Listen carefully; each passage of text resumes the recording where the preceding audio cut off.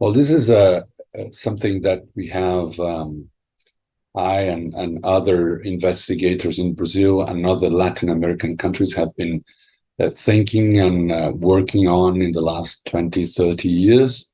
Latin America, vast region with many inequities or inequalities in terms of access to healthcare, socioeconomic level, cultural, educational background as well. So we still have a lot of individuals with low educational background in Latin America, in some countries more than in others. And among the older adult population, illiteracy and low education is an important issue. So, and access to health or to health care. So, for example, in Brazil, we still have, and in other Latin American countries as well, we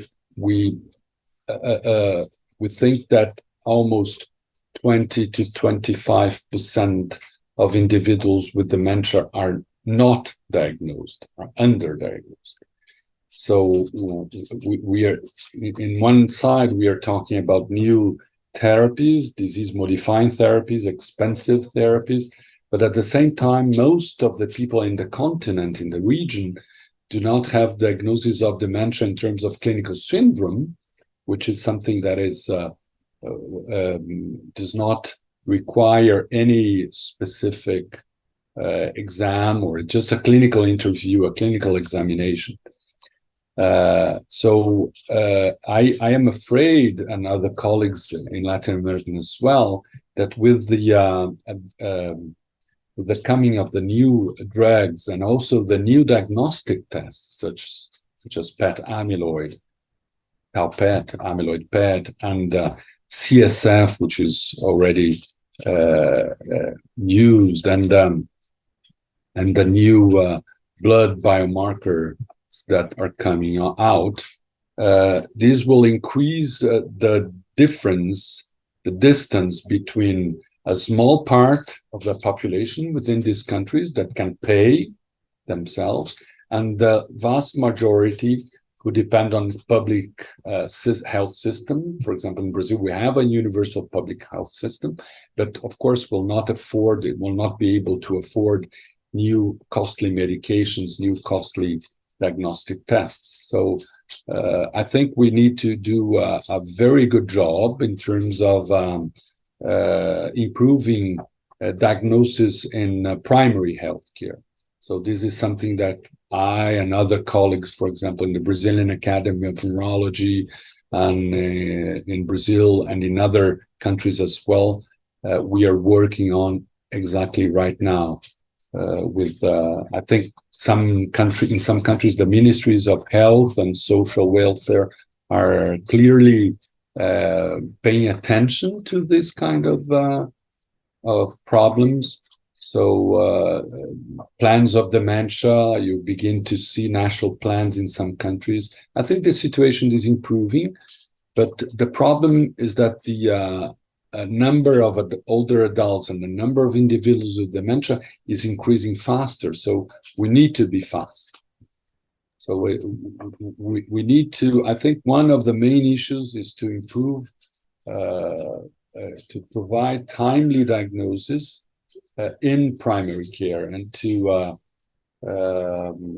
empower healthcare professionals in the primary care to diagnose dementia, to do the main diagnostic approaches, and to provide care at least at this level, so we can reduce the underdiagnostic rates. In Brazil, at the end of 2022, the Brazilian Academy of Neurology has published 7 papers on recommendations for diagnosis and management of dementia. So all these papers are published in English and in Portuguese. Since then, they have been widely distributed in different medical and other scientific conferences, including in the medical field, not only neurology, geriatric medicine, psychogeriatrics, but also in family health to family health physicians and congresses. So in these papers, we provide some information about how to diagnose, how to identify from subjective cognitive decline, mild cognitive impairment, dementia, mild, moderate, advanced, then syndromic diagnosis, then diagnosis of Alzheimer's disease, frontotemporal dementia, dementia with Lewy bodies, dementia associated with Parkinson's disease, vascular cognitive impairment or vascular dementia, and then management, treatment of these disorders, and management of advanced dementia, which is also another important point to discuss. So this is one of the approaches. Right now, we are in another work that we will present in a meeting we'll have in 2 weeks, which is the Brazilian biennial meeting of ADRD, Alzheimer's disease and related dementia diagnosis. We have this meeting since 1997, and we will discuss about 2 main topics, which is biomarkers for diagnosis and the new treatments. So trying to anticipate the probable the potential approval of some of the DMTs in Brazil.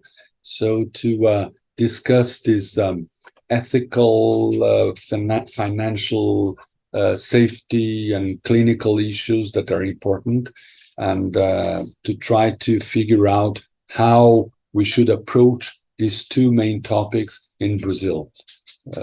So this is something we have been done. Unfortunately, some of the societies are being very supportive to these aspects.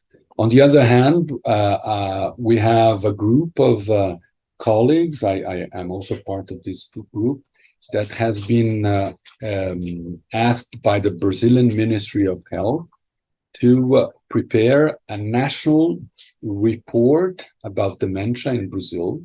So it was a very large study we have been working on in the last 1.5 years, and that will be presented in Brasilia, our national capital, in December 6th. So we have a whole day presentation of this report, which deals with epidemiology in Brazil, diagnosis, underdiagnosis, stigma of dementia in Brazil, management, and so on.